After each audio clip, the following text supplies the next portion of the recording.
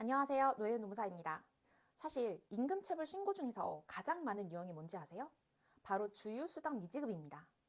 아르바이트 직원을 쓰는 소규모 사업장에서 혹은 대규모 사업장에서도 이렇게 알바를 쓰시는 경우에 특히 자주 발생하시는데요. 사장님들께서 주휴수당이 뭔지는 알겠는데 우리 직원한테 줘야 되는지 헷갈린다는 말씀을 많이 하세요. 또 이런 질문이 있었는데요. 주 15시간을 넘었다가 안 넘었다가 이렇게 매주 달라지는 직원의 주휴수당은 어떻게 해야 하나요? 오늘은 이 질문에 대한 명확한 법적 기준부터 계산법까지 완벽하게 정리를 해드리겠습니다. 주휴수당은 근로기준법에 따라 다음 두 가지 조건을 모두 충족해야 발생합니다. 첫 번째 조건은 주 소종근로시간이 15시간 이상이어야 하고요. 근로계약서에 정해진 주당 일하기로 약속한 시간이 15시간 이상이어야 된다는 겁니다. 두 번째 조건은 그 주의 소정근로일을 개근할 것, 즉 결근 없이 약속한 날에 모두 출근을 해야 됩니다. 여기서 주의할 점은요. 지각이나 조퇴는 개근에 영향을 주지 않습니다. 이 두 조건이 충족이 되면 그 주의 하루치 유급 휴일이 주어지고 이걸 돈으로 환산한 것이 주휴수당입니다. 간혹 우리는 주 3일만 쓰는데도 줘야 되나요? 라고 물으시는데 3일 합산이 15시간 이상이면 무조건 발생합니다. 자, 그러면 오늘의 핵심 질문인데요.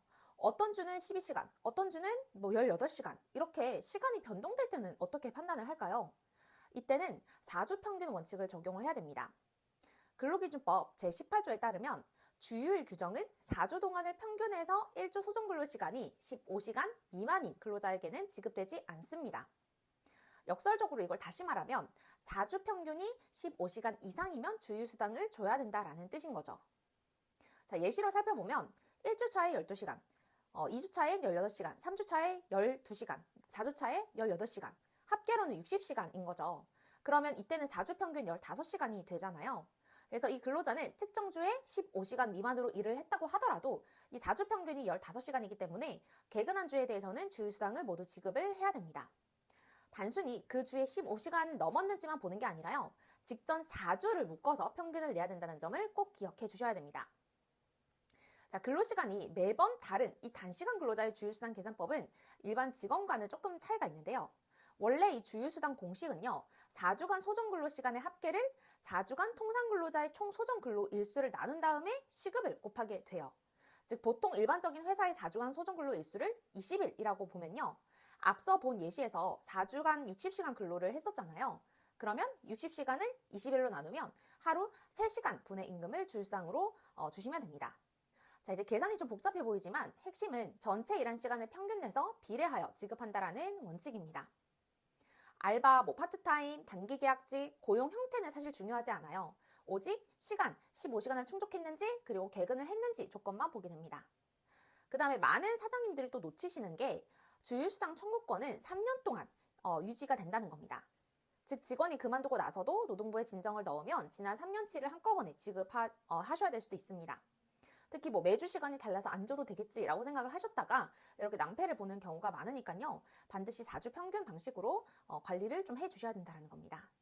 제가 영상에서 정리해드린 내용을 직접 좀 답변으로 이렇게 받아보고 싶으시다면요. 이 AI 노무 상담을 이용해 보시는 것이 좋습니다.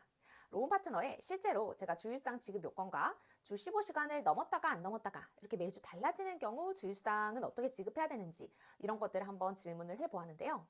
주휴수당 지급하기 위한 요건부터 적용 제외 대상은 어떻게 되는지 그리고 근로시간이 매주 이렇게 변동되는 경우에서는 실제 본인이 예시도 들어서 주휴수당액을 산정 방법을 제시를 해주고 있습니다.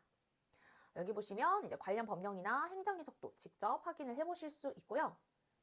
여차하면 AI 답변이 내가 헷갈린다 싶을 때는 노무사에게 검토 요청하기를 누르셔서 노무사에게 실제로 이중으로 검증을 받으실 수도 있습니다. 물론 제가 말씀드린 이 서비스가 전부 다 무료로 제공이 되고 있습니다. 그래서 오늘은 주휴수당의 복잡한 기준을 좀 정리를 해드렸는데요. 자, 첫 번째로는 4주 평균 주 15시간 이상이면서 개근을 해야 된다. 그리고 만약에 주마다 시간이 변동이 된다면 직전 4주간의 평균 시간으로 판단을 해야 되고요. 그 다음에 주의하실 점은 퇴직 후에도 3년 내 청구가 가능하기 때문에 철저한 관리가 필요하다는 겁니다. 이 모든 계산과 관리가 복잡하시다면요. 노동법 전문 AI 로운 파트너에게 물어보시고요. 더보기란에 무료 링크를 지금 바로 확인해 보실 수 있습니다. 구독과 좋아요 부탁드립니다. 감사합니다.